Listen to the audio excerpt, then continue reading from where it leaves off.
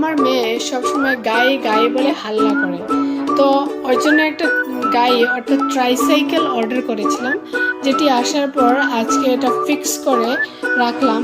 ওকে অল্প পর ডেকে সারপ্রাইজ দেবো এবং ওর রিয়াকশনটা কি হয় তা দেখবো। আর মামা মামা দেখো দেখো দেখো দেখো দেখো, এটা কি এটা কি এটা কি এটা কি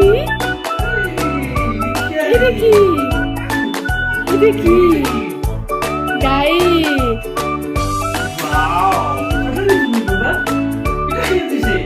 ওঠো ওঠো মাম্মা ওঠো মা।